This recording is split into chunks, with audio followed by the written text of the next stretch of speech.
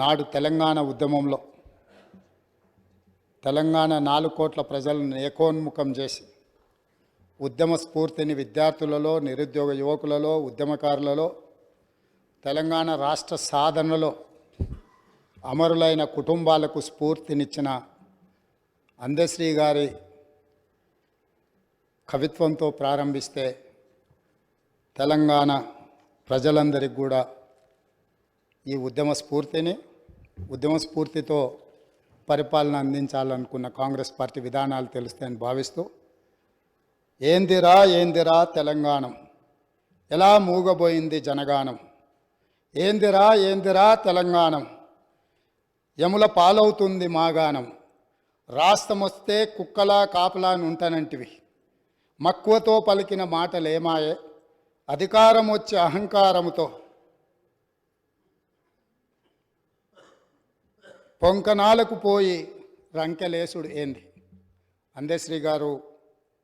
తెలంగాణలో జరుగుతున్న పరిణామాల మీద ఒక స్పష్టమైన భాషను, భావాన్ని ఈ తెలంగాణ సమాజానికి ఇచ్చిండ్రు. ఈరోజు శాసనసభలో వారి యొక్క ఆలోచనను ఈ శాసనసభ ద్వారా తెలంగాణ ప్రజలకు గుర్తు చేస్తూ ఈ శాసనసభలో జరుగుతున్న చర్చలు, తీసుకుంటున్న నిర్ణయాలు, ప్రజలిచ్చిన తీర్పును దృష్టిలో పెట్టుకొని మనం ఇక్కడ చర్చలకు పాల్పడడం కానీ పార్టీ నిర్ణయాలు తీసుకుంటే బాగుంటుందన్న ఆలోచనతో ఈ తెలంగాణ ప్రజలు ఇచ్చిన విలక్షణమైన తీర్పు, కుటుంబ పాలనకు వ్యతిరేకంగా ఇచ్చిన తీర్పు, ఈ కుటుంబ పాలనకు వ్యతిరేకంగా ఇచ్చిన తీర్పుతో మొన్నటి వరకు పాలకులు ఉన్న వాళ్లకు ప్రజల యొక్క ఆలోచన, ప్రజలిచ్చిన తీర్పును గౌరవించి శాసనసభ ప్రతిపక్ష నాయకుడిగా ఇతరులకు ఎవరికైనా అవకాశం వస్తుందేమో అని నేను ఆశించిన, తెలంగాణ సమాజం కూడా ఆశించింది. కానీ కానీ కానీ కానీ ఇవాళ శాసనసభ ప్రతిపక్ష నాయకుడిగా వాళ్ళ శాసనసభ్యులు అందరూ కలిసి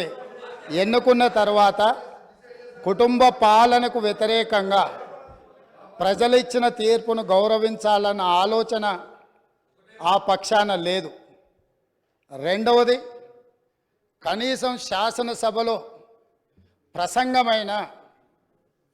ప్రజల యొక్క సమస్యల్ని ప్రస్తావించడానికైనా అనుభవజ్ఞులైన చాలామంది శాసనసభ్యులు, గతంలో చాలా సంవత్సరాలుగా మంత్రులుగా పనిచేసిన అనుభవం ఉండి ఉప ముఖ్యమంత్రులుగా పనిచేసిన అనుభవం ఉన్న వాళ్ళైనా చర్చను ఒక మంచి సాంప్రదాయాన్ని నెలకొల్పడానికి ప్రారంభిస్తారేమో అని మేము అనుకున్నాం. అయినా కూడా తెలంగాణ ప్రజల్ని నిరాశపరిచిండ్రు. ఇక్కడ కూడా కుటుంబానికి తప్ప అర్హులకు ఎవరికీ అవకాశం లేదు,